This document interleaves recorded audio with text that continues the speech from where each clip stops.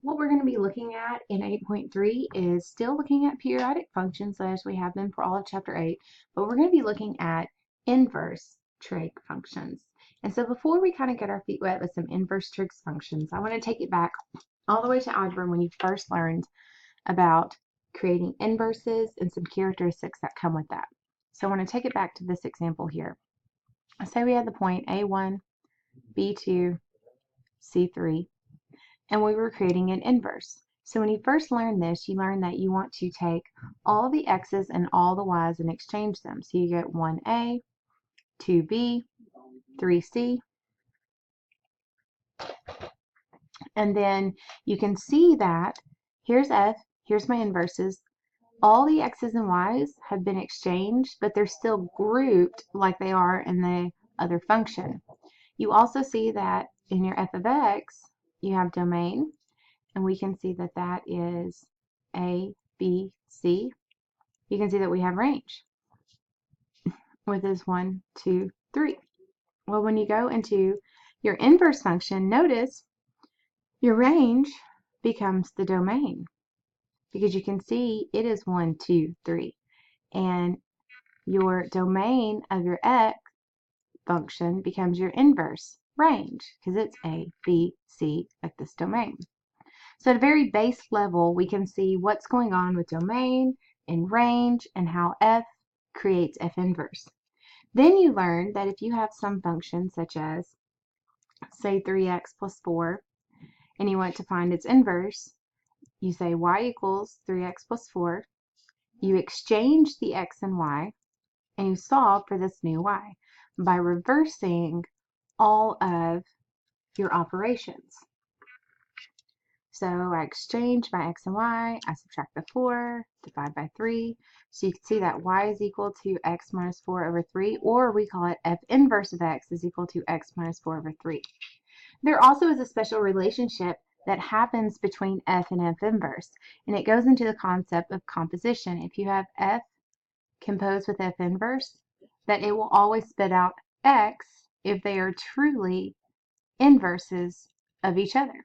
You can see that this x, essentially this f and f inverse are cancel each other to get you this x. This relationship can also be seen on a graph. Notice, say, here is my f function f of x, and here's my f inverse function here. You'll see that f of x is your squared function.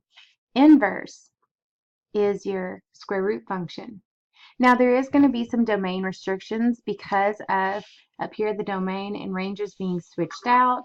Certain things that are in the domain range of x squared cannot exist with our square root, so that's why you don't see a loop down here by any means of this one.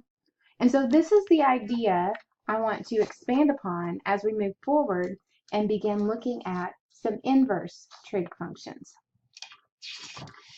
And so first, let's kind of start here at the top and look at uses. Let's look at our trigonometric functions. I want to talk about our trig functions, such as our f of x's, and I want to begin a conversation of what's happening with these so we make sure we understand what we're getting as we begin to create these inverses. Okay, so first thing I want to consider is what if we're looking at the trig function y equals sine x. Let's think about what domain and range are so that we can clearly identify them as we work with our inverse trig functions. Well, you remember when we're working with these, a lot of times we even have sine theta. So you can see that x is our theta, and that's the measure of our angle.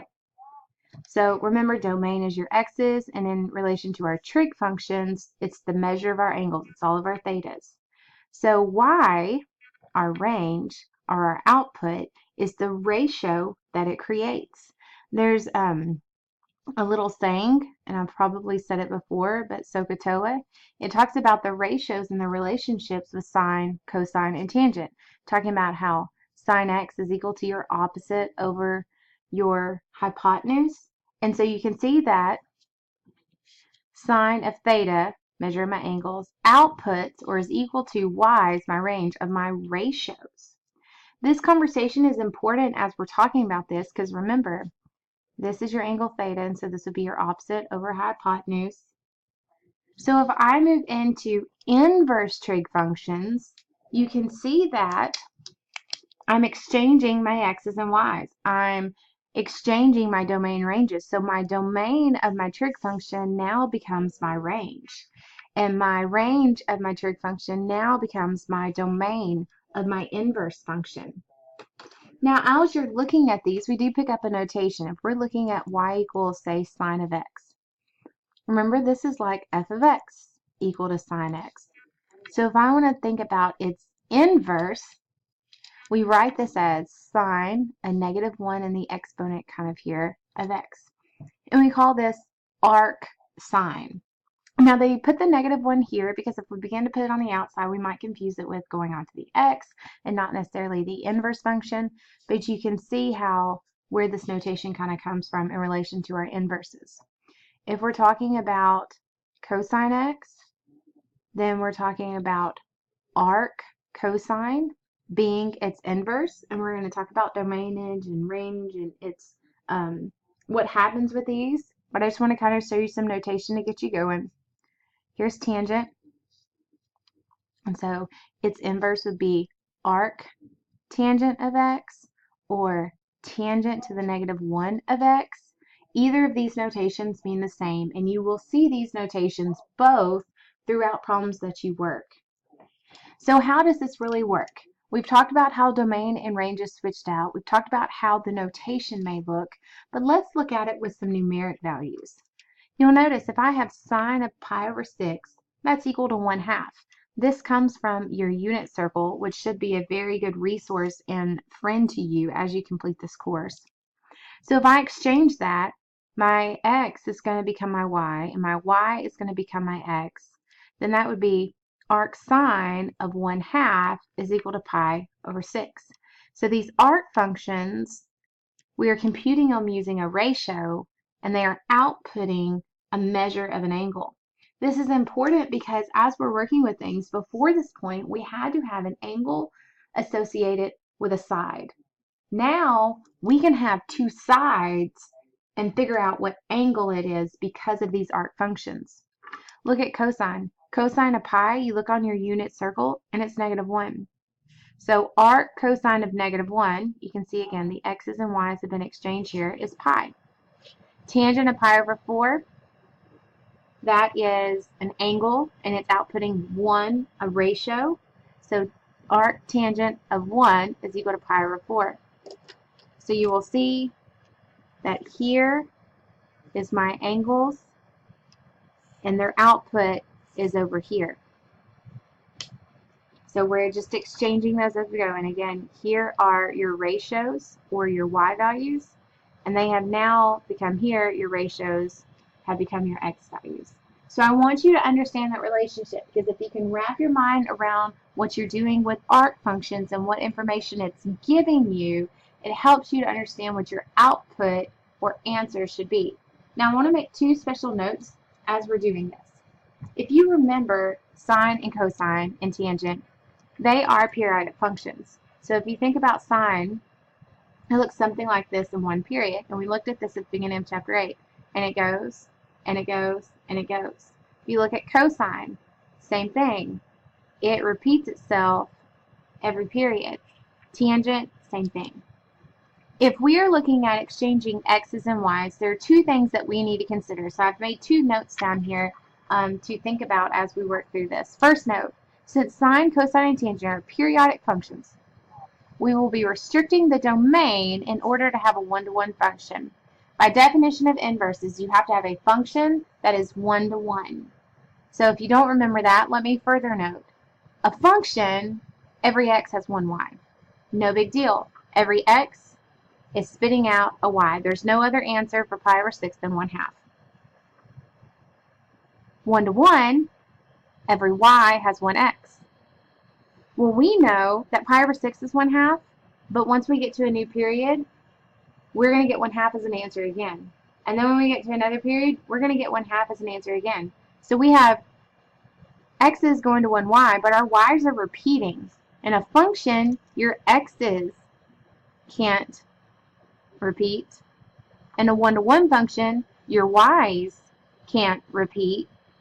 So for this to happen and be true for inverses to work, we're going to have to put some domain restrictions on sine, cosine, and tangent because we know our y values are repeating as we go down. After that first period, my y values start over again. So let's have that conversation and let's look at the restrictions of these domains and ranges because this is going to be important as we move forward. So I've got some nice little graphs for us. So first I want to look at sine, cosine, and tangent, and I want to look at their restrictions. This is going to be in your homework, so as it asks you these questions, this would be a good reference point for you. As you're working the homework, such as 4, 7, 9, 18 in the homework, it's going to address some of these domain issues and have you applying and thinking about them. Okay, so I want to first look at sine. So its domain is going to be restricted to negative pi over 2 between pi over 2. And if you think about that in relation to a unit circle, that means we're looking at quadrant 1 and 4. So if you're looking at your sine function, we're going to restrict this between negative pi over 2 and pi over 2. Now, in our previous note, we said that functions x's can't repeat. Well, in this red area here, you can see it would pass the vertical line test, so my x's wouldn't repeat. With a one-to-one function, it has to pass the horizontal line test. That means your y's wouldn't be repeating. And you can see this would also pass the horizontal line test. So from this area of negative pi over 2 pi over 2, this is the function we will be considering as we move forward to create our arc function. So you can see that instead of going from negative pi over 2 to pi over 2 in the x, it's now going to go from negative pi over 2 to positive pi over 2 in the y's. Before, it was between negative 1 and 1, so you can see that now in the x's, it's between negative 1 and 1.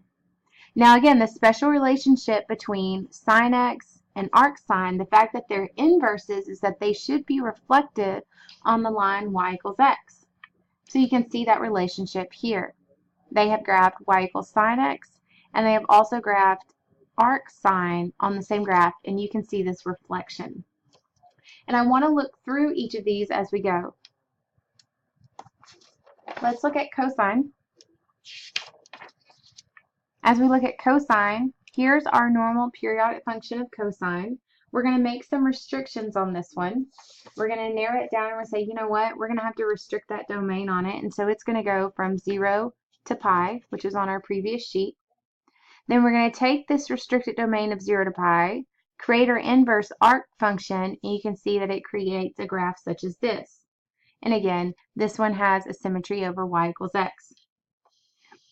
Now tangent, it already has some restrictive values, and you can see that it is already between negative pi over 2 and pi over 2 because those asymptotes are created. So we've just now taken this area between two asymptotes and restrict its domain, and then we can create our arc function.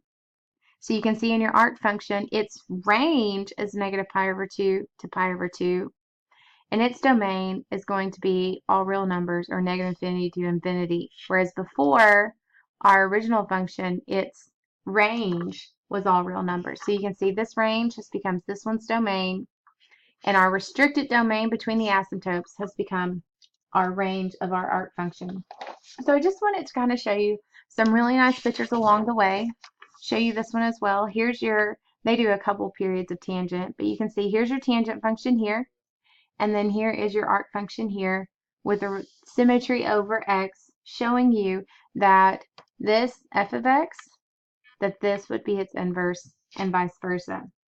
Now all this goes into say, let's kind of work with some algebra of it and kind of get off the graphs for a minute.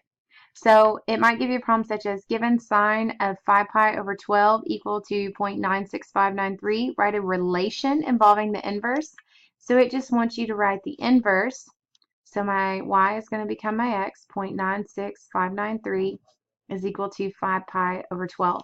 It just wants to make sure you understand this relationship. The same can be true about cosine. It doesn't necessarily have to have a pi in it. We do cosine of any value.